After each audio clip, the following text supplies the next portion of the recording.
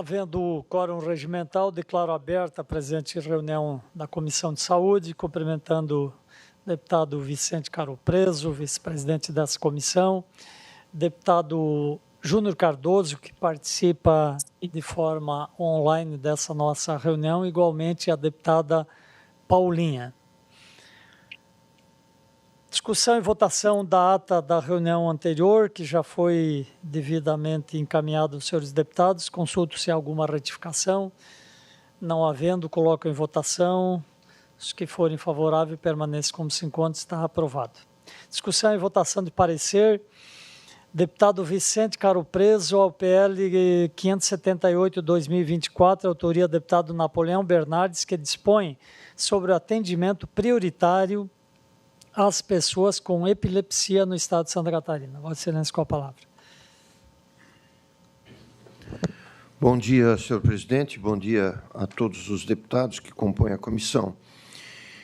Relatório e voto ao projeto 578/2024 dispõe sobre o atendimento prioritário às pessoas com diagnóstico de epilepsia no estado de Santa Catarina. O autor, deputado Napoleão Bernardes.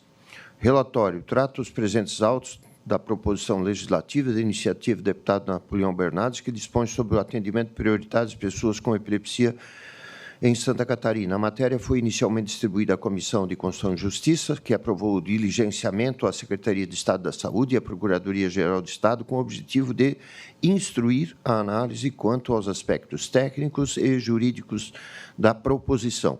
Em resposta, a Secretaria de Estado da Saúde manifestou-se contrariamente ao projeto, destacando que a proposta promove equiparação automática das pessoas com epilepsia às pessoas com deficiência, sem observância da avaliação biopsicossocial prevista na Lei Brasileira de Inclusão, ressaltando que nem todos os pacientes com epilepsia apresentam impedimentos de longo prazo ou restrições de participação social que justifiquem a concessão generalizada do benefício.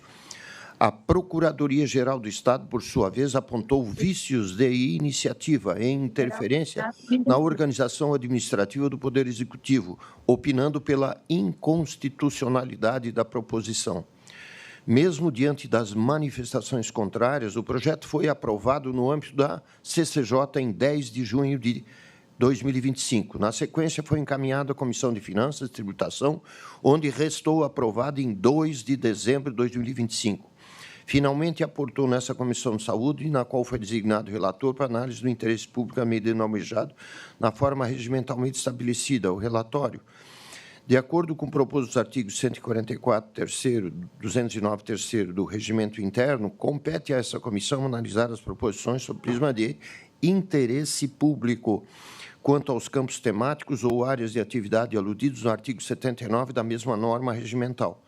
Assim, da análise cabível, vislumbro que o projeto de lei em referência, embora movido por louvável intenção de proteção às pessoas com epilepsia, adota critério exclusivamente diagnóstico para a concessão de prioridade, desconsiderando a avaliação do comprometimento funcional e das barreiras enfrentadas pelo indivíduo, em desacordo com o modelo biopsicossocial consagrado pela Lei Brasileira de Inclusão, Lei 13.146/2015, pela Lei 10.048/2000, que disciplina a prioridade de atendimento às pessoas, que especifica a Lei Estadual número 17.292/2017, que, aspas, consolida a legislação que dispõe sobre os direitos das pessoas com deficiência, fecha aspas.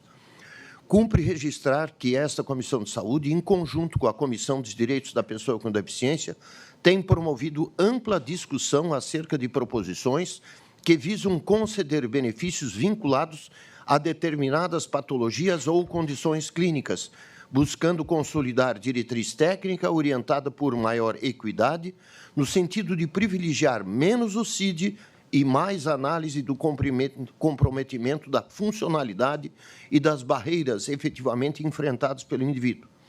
A concessão automática de prioridade a todas as pessoas com epilepsia, independentemente de avaliação individualizada, pode gerar distorções e afastar o critério de justiça distributiva, que deve orientar a formulação de políticas públicas de saúde.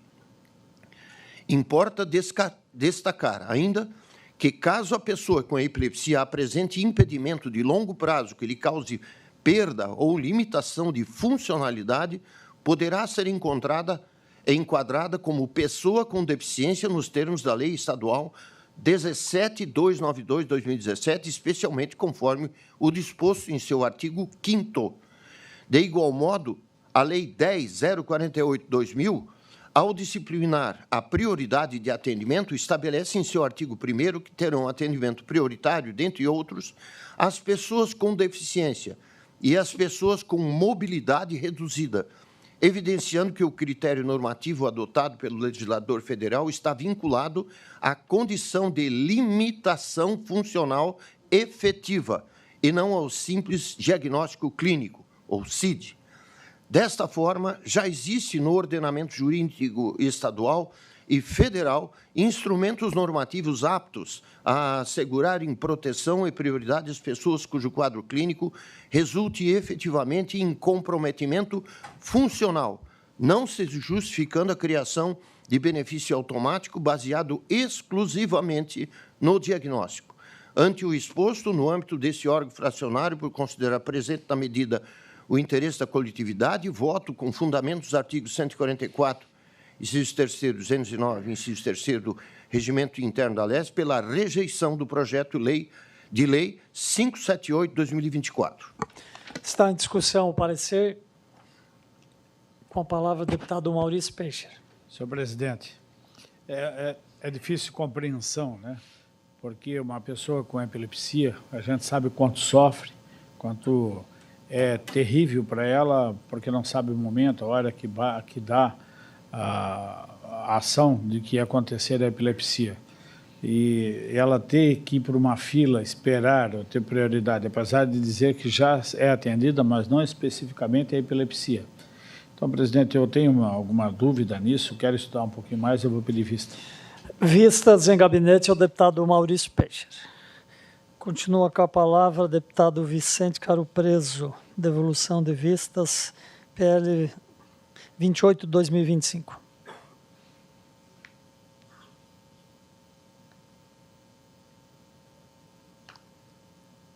Autoria do deputado Sérgio Guimarães.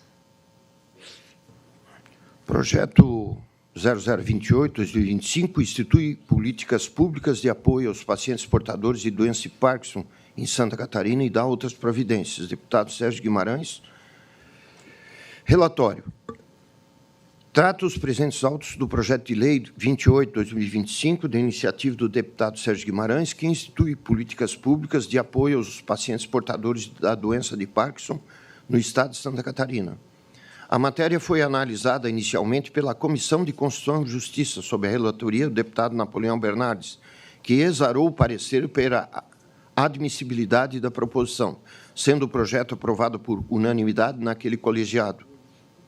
Na sequência, a proposição foi distribuída à Comissão de Finanças e Tributação, sob relatoria do deputado José Milton Schaeffer, que promoveu diligência à Secretaria de Estado da Fazenda, da Saúde e da Infraestrutura e Mobilidade, bem como a Agência de Regulação dos Serviços Públicos Santa Catarina, ARESC, a fim de instruir análise quanto à compatibilidade orçamentária, financeira e operacional da medida.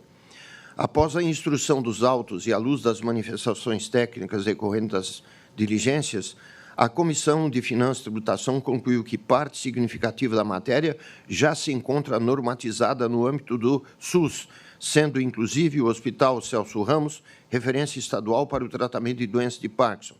Ademais, conforme destacado no parecer par número 20/2025 da ARESC, parcela relevante do conteúdo da proposição já está contemplada na Lei Estadual 13.552/2005, que define diretrizes para a política de atenção integral aos portadores da doença de Parkinson no âmbito do Sistema Único de Saúde e adota outras providências, de modo que sua aprovação na redação original poderia gerar sobreposição normativa e insegurança jurídica. Em razão dessas considerações, restou aprovada na Comissão de Finanças uma emenda substitutiva global de autoria do deputado José Milton Schaeffer, com o objetivo de suprimir dispositivos já previstos na legislação vigente e nas normativas do SUS, restringindo a proposição, essencialmente a disciplina da gratuidade no transporte público intermunicipal à pessoa com Parkinson. Finalmente, o projeto aportou nessa Comissão de Saúde, na qual o deputado Neudi Sareta avocou a relatoria e emitiu parecer favorável à aprovação nos termos da emenda substitutiva global aprovada na Comissão de Finanças e Tributação. Colocada a matéria em discussão no âmbito da Comissão de Saúde, solicitei vistas para melhor analisar o projeto. O voto. De acordo com o disposto dos artigos 144 e 219, inciso 3º do Regimento Interno, compete a essa comissão analisar as proposições sob o prisma de interesse público quanto aos campos temáticos ou áreas de atividade aludidos no artigo 79 da mesma norma regimental. Assim, da análise cabível, vislumbro que o projeto de lei de tema de elevada relevância social, considerando o caráter progressivo da doença de Parkinson e os impactos funcionais que pode ocasionar na autonomia do paciente, exigindo políticas públicas voltadas à mobilidade e inclusão. A emenda substitutiva global apresentada e aprovada na Comissão de Finanças promoveu importante racionalização do texto original, suprimindo dispositivos já contemplados na legislação e nas normativas do SUS, restringindo a matéria à disciplina da gratuidade no transporte público intermunicipal. Todavia, para que a política pública proposta seja aplicada com justiça distributiva, responsabilidade fiscal e coerência sistêmica, entendo necessário aperfeiçoar o texto mediante subemenda modificativa à emenda substitutiva global que apresento em anexo. A subemenda modificativa introduz critérios objetivos para concessão do benefício, vinculando, primeiro, a comprovação de impedimento funcional de longo prazo, nos termos do artigo 5º da Lei Estadual 17.292/2017, que consolida a legislação que dispõe sobre os direitos de pessoas com deficiência, assegurando que a gratuidade e a prioridade no atendimento sejam direcionadas às pessoas que efetivamente enfrentem limitações significativas e permanentes decorrentes da doença. E, segundo, ao critério econômico de renda familiar igual ou inferior a 2 salários mínimos, em consonância com um parâmetro já adotado pela Lei Estadual 15.182/2010, que disciplina a gratuidade nos transportes públicos coletivos intermunicipais a idosos hipossuficientes, reforçando a isonomia e a uniformidade dos benefícios sociais concedidos pelo Estado. Além disso, a manutenção e da operacionalização do benefício sob responsabilidade da Fundação Catarinense de Educação Especial assegura a segurança técnica e administrativa, uma vez que a instituição já detém expertise na avaliação funcional e na gestão do passe livre intermunicipal destinado às pessoas com deficiência. Importa destacar que a concessão de gratuidade no transporte público intermunicipal gera impacto econômico indireto sobre o sistema, podendo repercutir na modicidade tarifária. A adoção de critérios funcionais e econômicos proporcionais contribui para a sustentabilidade do sistema e para o equilíbrio entre inclusão social e responsabilidade pública. Dessa forma, a subemenda modificativa que apresento aperfeiçoa a técnica legislativa, fortalece a efetividade social da norma e harmoniza a política pública com a legislação estadual vigente. Ante o exposto, no âmbito desse órgão fracionário, por considerar presente a medida o interesse da coletividade, voto com fundamentos dos artigos 144, inciso 3º, 209, 3º do Regimento Interno, pela aprovação do projeto de lei 0028/2025, nos termos da emenda substitutiva global do evento 11, da tramitação processual eletrônica, com a subemenda modificativa que apresento em anexo ao parecer, se for solicitado. Obrigado, deputado Vicente Caro Preso. Está em discussão o projeto de lei 028/2025. Esse projeto tem relatoria, é minha relatoria, com parecer favorável. O deputado Vicente Caro Preso faz emenda substitutiva global, uma subemenda modificativa e uma emenda substitutiva global. Não, essa é do deputado José Milton Schaeffer. Aí esse projeto também. O deputado Vicente Caro Preso faz uma subemenda ao artigo 1º. Já o deputado Milton Schaeffer apresentou aqui uma emenda substitutiva global nas finanças. Essa foi aprovada lá. Presidente, uma pergunta, né? Quando apresenta o substitutivo global, ele modificou essa subemenda, esse artigo 1º, que é apresentado da subemenda do deputado Vicente Caro Preso, porque daí primeiro... Na verdade, o deputado queria mais 3 parágrafos ao artigo 1º, limitando o benefício ao impedimento funcional, a questão da renda 2 salários mínimos e que o benefício será concedido pela Fundação Catarinense de Educação Especial. Isso não estava previsto na subemenda, é isso? Não estava previsto no projeto. No substitutivo. No substitutivo não está, então tem que ser a subemenda ao substitutivo. É isso mesmo? Então tá, só para entender. Eu acho que acrescenta e melhora o projeto, contribui bastante. Ok, na condição de relator eu vou acatar a subemenda e incorporo ao parecer e votamos, então, já com a incorporação da subemenda do deputado Vicente Caro Preso. Continua em discussão, não havendo quem queira discuti-lo, em votação, senhores deputados que aprovam, permaneça como se encontra, está aprovado. Passo a palavra agora ao deputado Júnior Cardoso. Vossa Excelência tem a relatoria, projeto de lei 410. Senhor presidente e os demais membros da comissão, eu peço que seja retirada de pauta o referido projeto, por gentileza. Pois não, com a aquiescência dos senhores membros e a senhora deputada também, está retirado de pauta esse projeto de lei.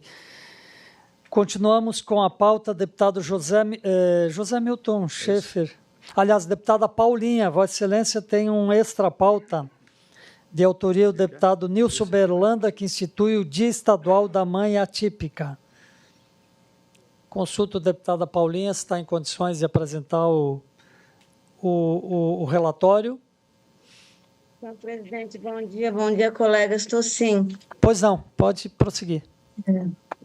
Bem, o nosso relatório ao projeto de lei 0737/2025, que institui o Dia Estadual da Mãe Atípica, ele versa, senhor presidente, sobre um estudo da legalidade, evidentemente que já foi exposta na CCJ e nas comissões pretéritas, e em razão de convergir para o atendimento do interesse público, sem nenhum óbice, nós votamos resumidamente aqui para simplificar o tema pela aprovação da matéria, haja vista que entendemos aqui também na Comissão de Saúde, analisando o mérito, de que os direitos assegurados às mães atípicas nas esferas de assistência social, saúde, que é a nossa pauta, trabalho, educação, enfim, a proposição da lei que oferta rodas de conversa, seminários, oficinas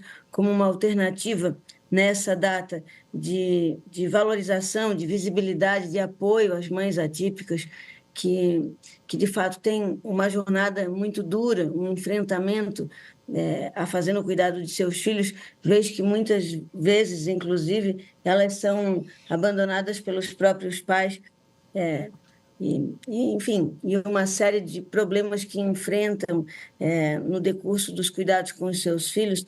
Entendemos que essa iniciativa do nosso querido colega deputado Nilson Berlanda enobrece a luta dessas mães e, por isso, entendemos que a matéria merece a aprovação dos demais colegas. Esse é o nosso voto, senhor presidente.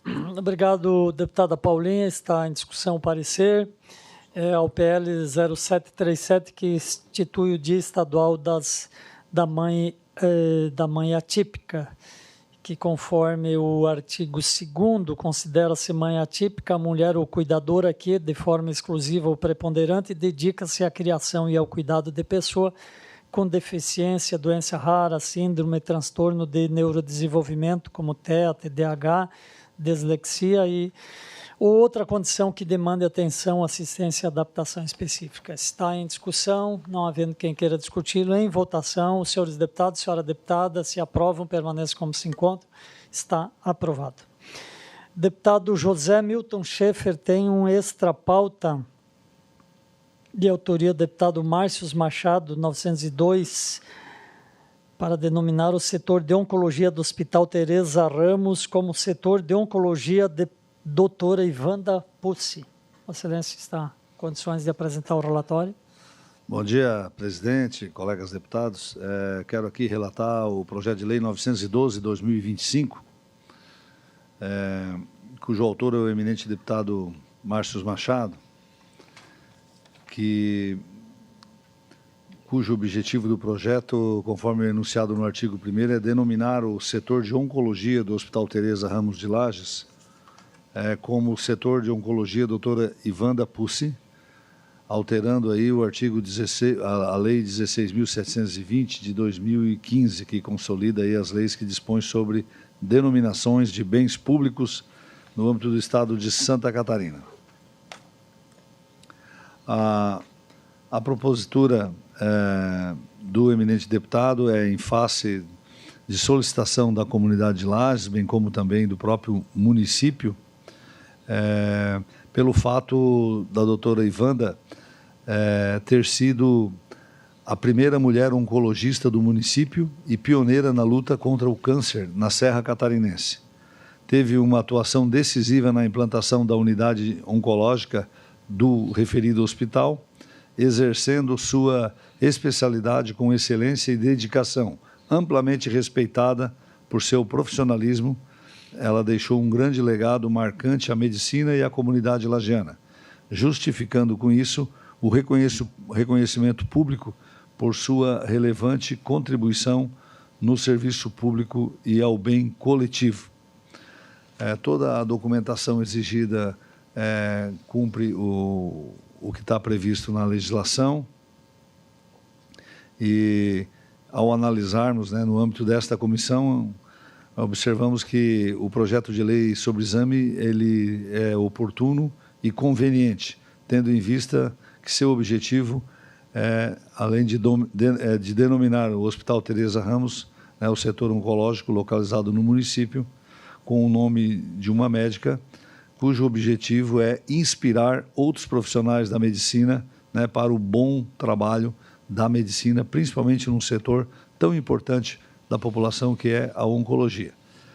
Por isso, o nosso voto nessa comissão é para reconhecer esse projeto como de interesse público e pela qual concluo que merece ser acatada neste Parlamento. O nosso voto é pela aprovação ao projeto de lei 912 de 2025. Em discussão, o parecer, não havendo quem queira discuti-lo, coloco em votação. Os que forem favoráveis, permaneça como se encontra, está aprovado. Deputado Maurício Peixe, para a relatoria do projeto de lei 17/2026, de autoria do deputado Júlio Garcia, que declara de utilidade pública estadual Academia de Medicina do Estado de Santa Catarina. Em seguida, teremos os nossos convidados aqui, que serão chamados, então, às suas falas. Deputado Maurício Peixe. Ok. Obrigado, presidente. Projeto de lei de autoria do deputado Júlio Garcia, ele altera o anexo único da Lei 18.278 de 2021, que concede atos normativos que concede o título de utilidade pública estadual no âmbito do Estado de Santa Catarina. A matéria foi admitida e aprovada no âmbito da Comissão de Constituição e Justiça, e aqui na Comissão de Saúde, então, nós analisamos sobre o prisma do interesse público quanto aos campos temáticos ou áreas de atividades aludidos no artigo 79 da mesma norma regimental. Assim, da análise cabível, vislumbro que o projeto de lei em referência mostra-se revestido de interesse público e se encontra apto a regular tramitação no Parlamento. Ante o exposto, meu parecer é pela aprovação do projeto de lei 0017/2026. Em discussão, o parecer. Com a palavra, o deputado Vicente Caro Preso. Só para ilustrar, hoje ocorrerá uma sessão solene para comemorar os 30 anos da ACAMESC aqui na Assembleia Legislativa. Eu vou presidir a sessão a pedido do deputado Júlio Garcia, presidente, que é o autor também dessa... Então, todos estão convidados a participar. Eu acho que é uma entidade extremamente importante, que se preocupa com aperfeiçoamento médico, estímulo à pesquisa, enfim. São várias pessoas que serão lembradas em entidades pelo bem da medicina, pelo bem do atendimento das pessoas. Vários desses médicos foram meus mestres e acho que vai ser uma oportunidade importante de rever amigos, encontrar pessoas e, enfim, de fazer com que haja lembrança da Alesc em relação a essas pessoas. Parabéns, deputado Maurício Peixe. Continua a discussão, não havendo mais quem queira discuti-lo, coloque em votação. Os que forem favoráveis, permaneçam como se encontra, está aprovado. Quero passar agora ao atendimento ao requerimento 27/2026, de minha autoria, que é um debate com as sociedades brasileiras de endoscopia digestiva e de coloproctologia, com apoio também da Federação Brasileira da Gastroenterologia, para debater e encaminhar as questões relacionadas ao Março Azul 2026, que tem como objetivo conscientizar a população sobre o câncer de intestino através do diagnóstico e tratamento precoces. Para isso, já estão à mesa Dr. Nelson Silveira Júnior, gastroenterologista e endoscopia digestiva. Seja bem-vindo, Dr. Nelson, e Dr. Victor Hugo Fonseca de Jesus, oncologista também. Faço o registro ainda que hoje, dia 4 de março, celebramos também o dia, marcado, né? Não é celebrado, né? A gente não celebra, mas é o dia relacionado ao Dia Mundial da Obesidade, né? Um dia que também nos convida à reflexão e conscientização e principalmente à ação. E junto com isso também agradecendo a presença aqui dos representantes que vão falar em seguida sobre o câncer de intestino, que é uma preocupação também muito grande, né? Esta Assembleia Legislativa também aprovou aqui a iluminação desta casa também, para fazer a fachada e as dependências internas também, por solicitação nossa, para marcarmos bem esse mês de março. Mas sobre o tema tem alguns apontamentos, mas os especialistas estão aqui, então vamos dispensar esses apontamentos e passar diretamente a palavra. Doutor Nelson ou doutor Nelson? Doutor Vitor, então, Vossa Excelência com a palavra, agradecendo já a presença aqui na nossa reunião. Bom dia a todos. Eu queria agradecer pela oportunidade de estar aqui para discutir um tema tão importante. É sempre bom ter abertura para a gente trazer esse tipo de tema à tona, porque tem vários tópicos que requerem a atenção dos ilustríssimos deputados para que a gente possa melhorar os desfechos da saúde pública no nosso Estado. Eu acho que a minha apresentação é a outra apresentação.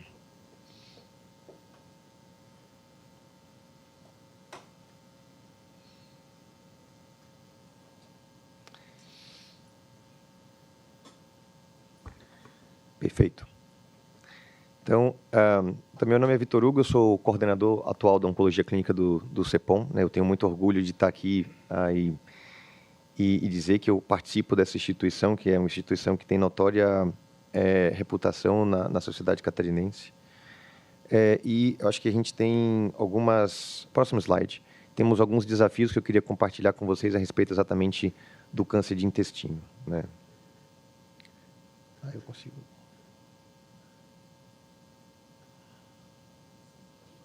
Eu acho que Esse PowerPoint aqui, será que funciona? Então, a gente sabe que o câncer é a segunda causa de óbitos no estado de Santa Catarina, perde apenas para as doenças cardiovasculares, isso para a população em geral.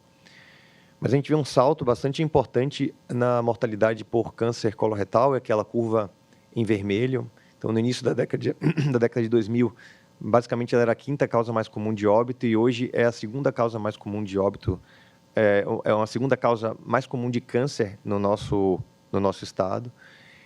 E isso é importante notar que houve um crescimento importante na faixa etária abaixo de 50 anos. Isso é importante porque os exames de rastreamento são direcionados habitualmente para pessoas acima dessa faixa etária, então é preciso mudar um pouco o discurso e refletir a respeito do risco de pacientes mais jovens também desenvolverem a doença.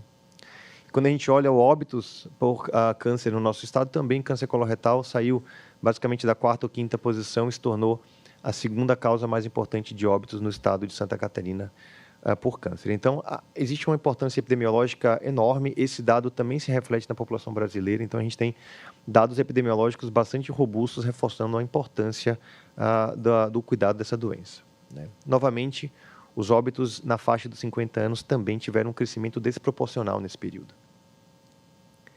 E aí eu trago alguns desafios que a gente tem na prática, né? Então, a gente, dentro do CEPOM, desenvolveu alguns trabalhos no tratamento do paciente com câncer coloretal, e esse é um dos trabalhos que foi o trabalho de conclusão de curso de uma das alunas da gente 2 anos atrás, em que a gente viu o percentual de pacientes que são operados de urgência e que foram tratados depois no CEPOM. A maioria desses pacientes não foram operados no CEPOM, porque o centro cirúrgico do CEPOM ele começou a operar no ano de 2019.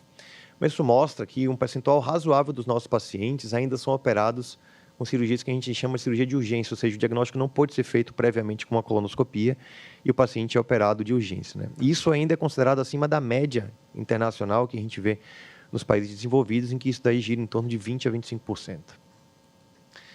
Então, será que isso existe porque a gente tem uma demora para a realização de exames diagnósticos?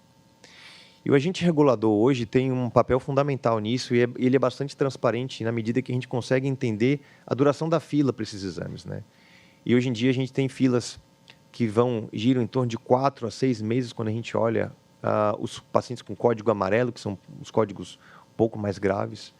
Então isso mostra que a gente ainda tem um gargalo para a realização dos exames de colonoscopia, que o Nelson vai comentar mais para frente, é um exame fundamental para fazer o rastreamento diagnóstico da doença. E por que isso é importante? Essa é apenas uma etapa na jornada do paciente, né? Então, como no Brasil nós não temos programas de rastreamentos lastreados pelo Ministério da Saúde, boa parte da população faz o diagnóstico baseado em sintomas, né? O paciente tem sintoma, ele procura o médico então, ele solicita uma colonoscopia, essa colonoscopia tem um resultado de uma biópsia, ele volta para o médico então encaminha esse paciente para um cirurgião oncologista clínico, então encaminha esse paciente para a cirurgia, nova biópsia da peça cirúrgica, volta para o cirurgião oncologista e depois o paciente faz químio, né? Todas essas etapas levam tempo. E somado a isso, o paciente ainda precisa muitas vezes fazer 3 a 6 meses de químio depois. Então essa jornada é uma jornada super longa, né? Então a gente precisa, ao máximo, tentar otimizar esses períodos de tempo. Outra questão é prevenção e diagnóstico precoce, né? Eu não vou comentar muito sobre a colonoscopia, o Nelson vai falar melhor do que eu sobre isso, mas a gente tem um percentual de mais ou menos uns 5% a 10% dos pacientes com câncer de intestino que tem causas hereditárias. A pessoa herda uma mutação que aumenta o risco dela desenvolver câncer de intestino. Então, novamente, no CEPOM, em um outro trabalho, a gente fez um levantamento em que, para pacientes com um risco elevado de câncer de colo hereditário, que se chama síndrome de Lynch, a gente conseguiu testar basicamente 10% dos pacientes, né? Desses 10%, metade tinha síndrome de Lynch confirmada, né? E qual que é o problema? Esses pacientes que têm síndrome de Lynch confirmada, eles estão sob risco de desenvolver novos tumores do cólon e de outros lugares, mas os seus familiares, muitas vezes, também vão acabar desenvolvendo a doença, porque os familiares de primeiro grau têm uma chance de mais ou menos 50% de desenvolver. E essas pessoas estão sob risco e a gente não está conseguindo rastrear essas pessoas. Então, a gente precisa otimizar as políticas de solicitação desses testes genéticos para poder identificar a população de risco, para que a gente possa fazer diagnóstico precoce e, eventualmente, até evitar que essas pessoas venham desenvolver câncer. Agora, a gente tem melhorias nos últimos anos, né? Não só de lamentações a gente vive. Então, a gente tem um aumento do percentual de pacientes que são tratados dentro dos 60 dias, em conformidade com a Lei Federal de 2012. E a gente tem outras melhorias também, né? A gente tem uma maior agilidade na marcação de consultas e exames, a gente consegue perceber isso dentro do CEPOM, a gente consegue ver que houve uma melhoria nesse aspecto. A alta suspeita, que foi uma iniciativa da Secretaria de Saúde do Estado, de já encaminhar para o CEPOM, por exemplo, pacientes com alto risco de câncer coloretal, por exemplo, baseado no aspecto de uma tomografia ou de uma colonoscopia. O acesso a tratamentos mais eficazes, no que tange aqui, alguns pacientes conseguem ter acesso à terapia-alvo, à imunoterapia, coisa que em outros cenários isso não está disponível, né? E a expansão e consolidação da discussão multidisciplinar desses casos, que está condizente com as melhores premissas de tratamento, né? Eu queria só reforçar aqui e pedir atenção para alguns pontos de atenção, de oportunidades que a gente tem, né? Então, reforçar o papel da pesquisa para a melhoria do cuidado do paciente com câncer de intestino. Hoje a gente está com um problema extremamente sério na pesquisa do CEPOM, em um certo conflito com a Escola de Saúde Pública, e que a gente precisa tentar contornar esse conflito para a gente poder avançar com as pesquisas, para que a gente possa beneficiar mais pessoas dentro do Estado. Prover o acesso aos exames genéticos, conforme eu comentei previamente. Educar não apenas a população, mas educar os profissionais de saúde a respeito dos sintomas e sinais incipientes da doença, para que a gente possa fazer diagnósticos mais precoces. E otimizar os tempos da jornada do paciente com câncer de intestino, de modo a aumentar a agilidade e o sucesso do tratamento. Eu gostaria de agradecer a oportunidade mais uma vez. Obrigado. Obrigado, Dr. Vitor Hugo, pela sua explanação, ainda que breve, mas muito elucidativa sobre o tema. Antes de passar para o Dr. Nelson, eu vou passar para o Dr. Vicente Caro Preso, que quer fazer algumas colocações também, em face, inclusive, aqui da agenda da Casa. Senhor presidente, senhor deputado, aos senhores Dr. Nelson Silveira e Dr. Vitor Hugo, um grande abraço para vocês. Obrigado por estarem presentes aqui e abordar um tema tão importante. Eu passo ao seu poder. Muitas vezes tem leis que a gente aprova a pedido de colegas, inclusive, isso aqui não foi de autoria minha, foi um pedido, né, de colegas. A lei que se originou no PL 51/2023, que foi publicado no Diário Oficial, que institui o mês Março Azul para a conscientização e prevenção do câncer de intestino. Pode passar ali para os colegas. E ontem eu fui procurado, senhor presidente, os colegas, pelo doutor. Eu juro que eu conhecia de cor, mas o sobrenome dele não me veio à cabeça. O doutor Luiz Fernando Somacal, é o diretor técnico do HU, né, justamente solicitando apoio, e vai estar hoje às 5 horas comigo, para o rastreamento mais de câncer de colo de útero. Quer dizer, que é uma angústia muito grande de pesquisadores para fazer o diagnóstico precoce. Como foi explicado aqui, o diagnóstico ainda hoje em dia baseia-se em queixas, em sintomas e investigação, e isso pode trazer, certamente traz, um atraso, né, na efetiva combate ao problema e na melhoria do prognóstico. Mas, de qualquer jeito, senhor presidente, eu quero parabenizá-lo pelo convite que fez aos dois colegas, que é sempre bom lembrar e alertar. Eu tenho que me retirar por causa de uma audiência justamente com o secretário de Saúde para tratar de vários problemas que eu já tinha marcado às 10 horas. Então, eu peço licença para me retirar, tá? Sucesso aí, contem comigo. Obrigado, deputado Vicente Caro Preso. As intervenções de Vossa Excelência sempre muito oportunas. Passo a palavra, então, agora ao doutor Nelson Silveira Júnior. Bom dia a todos. Eu sou médico gastroenterologista, também faço a parte de endoscopia digestiva, e eu venho aqui representar 3 entidades importantes na prevenção desse câncer, que são as sociedades de gastro, coloproctologia e endoscopia digestiva, mas, lógico, a gente acaba andando de mãos dadas nesse câncer com a oncologia, tão bem representada aqui pelo Dr. Vitor Hugo.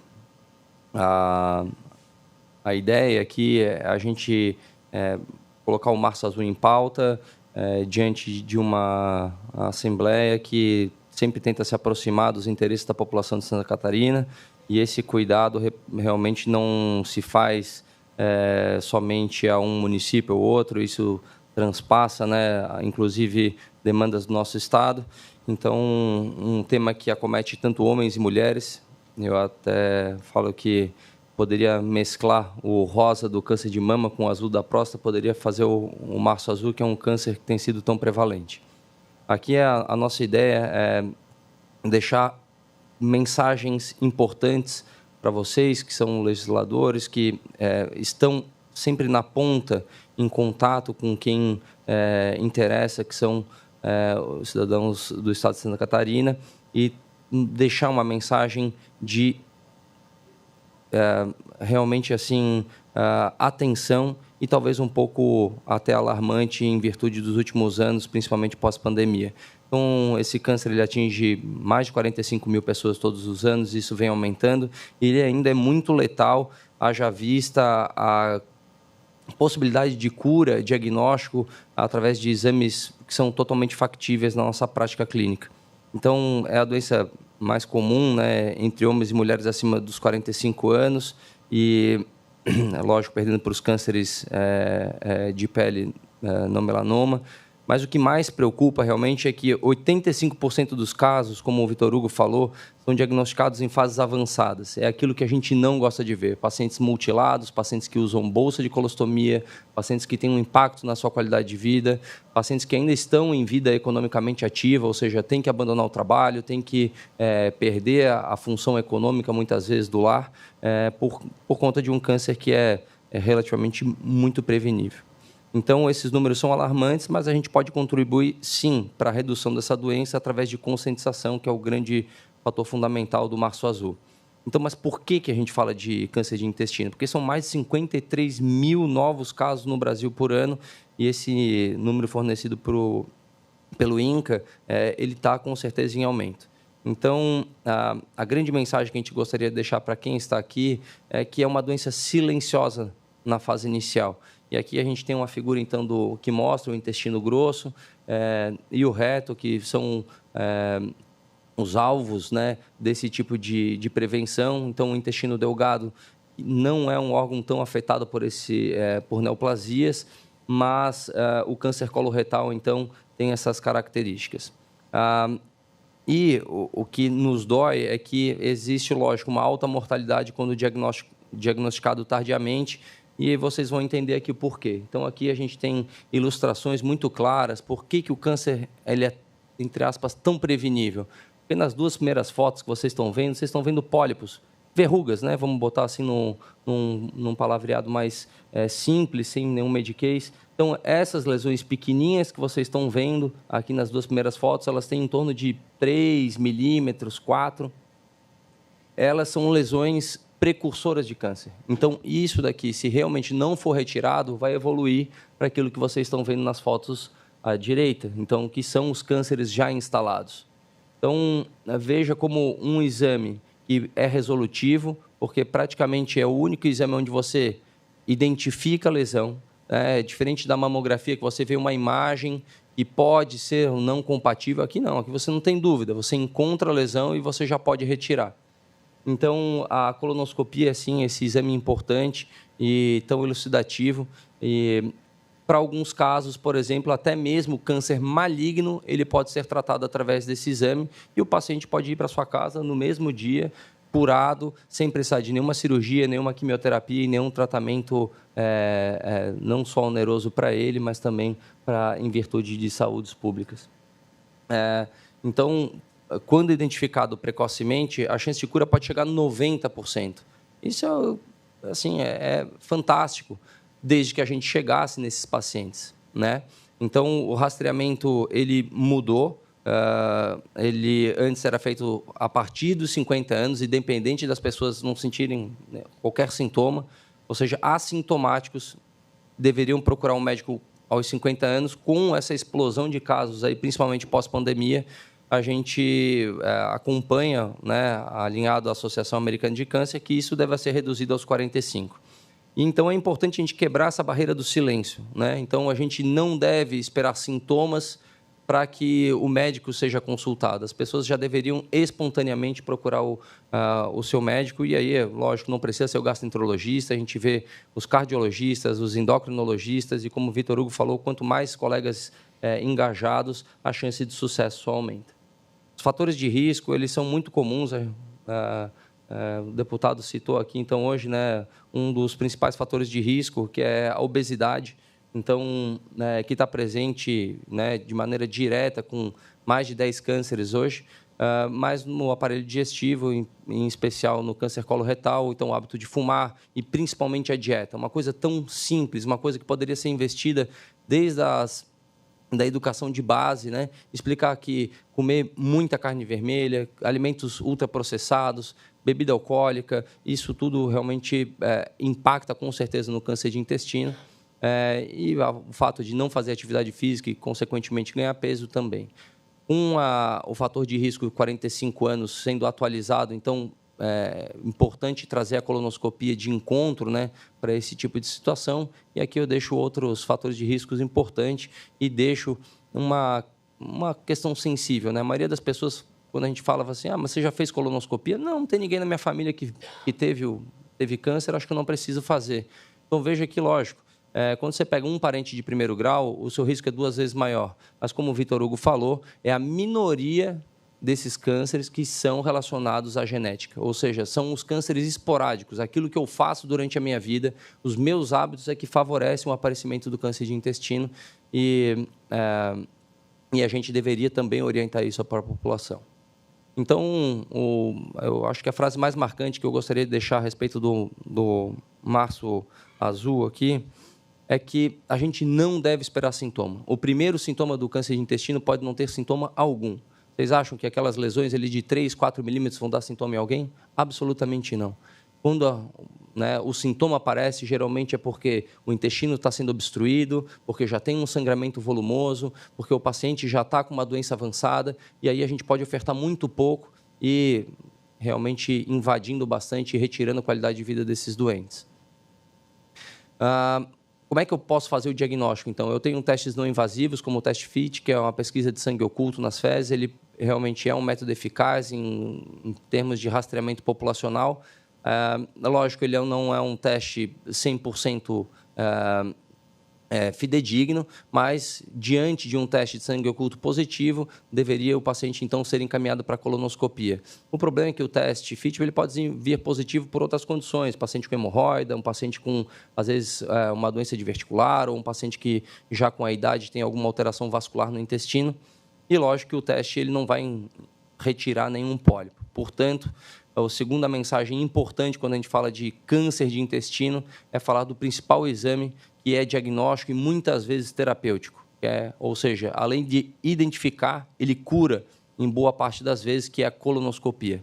Um exame seguro, né, com baixas taxas de complicações, e essas taxas elas se tornam relativamente altas quando a gente vai fazer algum procedimento avançado. Ou seja, a maior parte dos pacientes vai fazer o exame numa clínica ou no hospital, vai fazer sob sedação, ele não sente nada, o exame não machuca, e que é um preconceito enorme, principalmente por parte dos homens, né?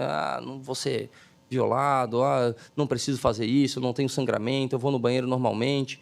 Então, existe um preconceito enorme, e aqui eu trago um vídeo breve para vocês entenderem o papel importante da colonoscopia.